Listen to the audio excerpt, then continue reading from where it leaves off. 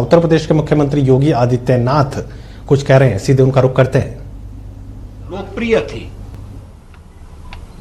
आज वही कंपनी गोरखपुर में इस HURL के प्लांट को लगा रही है।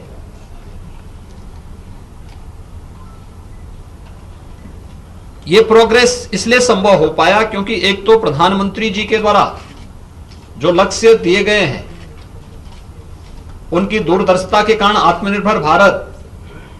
के उस लक्ष्य को प्राप्त करने के लिए कृषि क्षेत्र में भी किसानों को भी हम अधिकाधिक सुविधा उपलब्ध करा सकें, यह उस दिशा में किया जा रहा एक प्रयास का परिणाम है। लेकिन साथ साथ इसमें विशेष रुचि ली है हमारे उर्वरक और रसायन मंत्री माननीय श्री DV सदानंद गौड़ा जी ने। मुझे प्रसन्नता है इस बात की कि वह स्वयं हर 15 दिन में इन निर्माणाधीन फर्टिलाइजर प्लांट की स्वयं समीक्षा करते हैं। मैं उन्हें धन्यवाद दूंगा इस बात को लेकर के कि कोविड-19 की त्रासदी के दौरान भी किसानों को फर्टिलाइजर और केमिकल की किसी भी प्रकार की आपूर्ति को बाधित नहीं होने दिया, और जिसका परिणाम था कि उत्तर प्रदेश जैसे राज्य में यहां के किसानों को समय पर उर्वरक और रसायन की आपूर्ति करने में हम लोगों को न केवल उत्तर प्रदेश में सफलता प्राप्त हुई, बल्कि देश के अंदर अन्य किसानों को भी कहीं भी इसकी परेशानी नहीं हुई। यानी सप्लाई चेन प्रधानमंत्री जी के मार्गदर्शन में, रेल मंत्रालय के सहयोग से, उर्वरक और रसायन मंत्रालय ने जिस तेजी के साथ उस दौरान भी खेती किसानी के काम में किसी प्रकार की बाधा नहीं आने दी, वो अपने आप में एक उपलब्धि से कम नहीं। और आज वे स्वयं इस फर्टिलाइजर प्लांट के यहां पे निरीक्षण के कार्यक्रम के साथ आए हैं। प्रोग्रेस कोविड-19 के बावजूद संतोषजनक है और मुझे विश्वास है कि यह प्लांट समयबद्ध ढंग से आगे बढ़ेगा।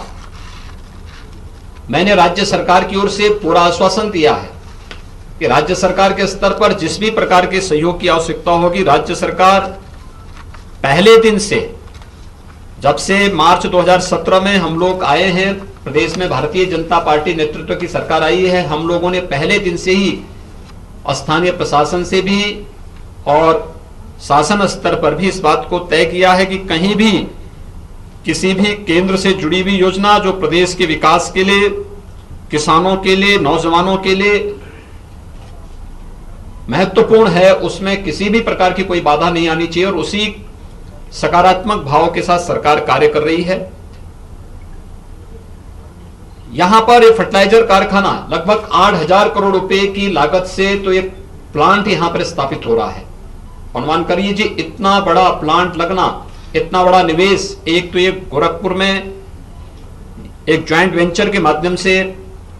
यहां पर स्थापित होने जा रहा है। हमारा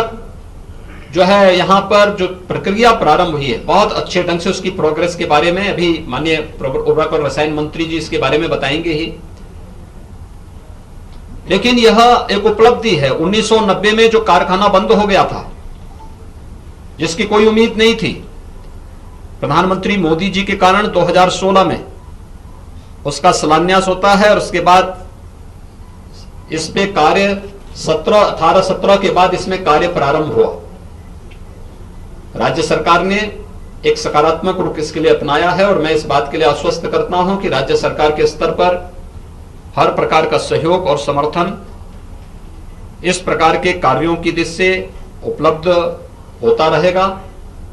हमारा विश्वास है कि बहुत शीघ्र यहां पर यह कारखाना स्थापित हो, और इस कारखाने के स्थापित होने के साथ ही यहां के किसानों और यहां के नौजवानों के लिए भी, किसानों के लिए खेती के लिए समय से उर्वरक और रसायन उपलब्ध होना,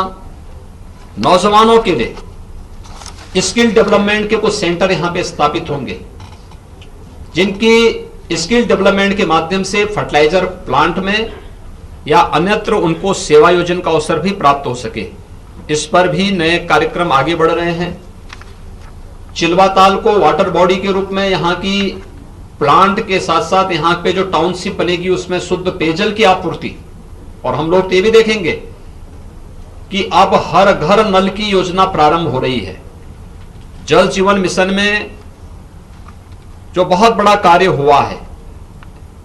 जिसमें प्रदेश के अंदर ग्रामीण और शहरी क्षेत्रों में हर घर तक शुद्ध पेयजल की आपूर्ति होनी है।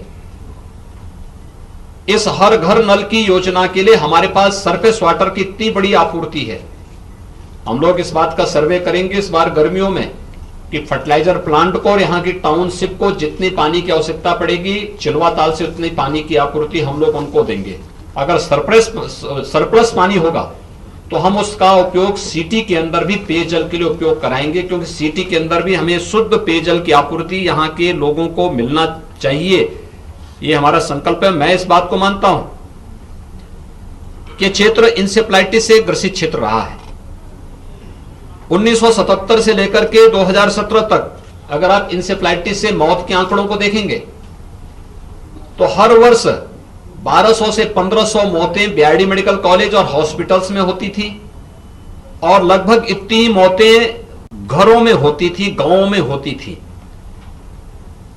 2017 के बाद हम लोगों ने राज्य स्तर पर जो प्रयास प्रारंभ किए, अंतर विभागीय समन्वय के माध्यम से स्वास्थ्य विभाग को नोडल विभाग बना करके दो चीजों पर हम लोगों ने फोकस किया था। पहले बचाव की उसको लेकर के, और इसमें हम लोगों का मुख्य जो मुद्दा था वह था कि खुले में शौच को रोकना, हर घर को एक एक टॉयलेट उपलब्ध करवाया गया स्वच्छ भारत मिशन के अंतर्गत, और दूसरा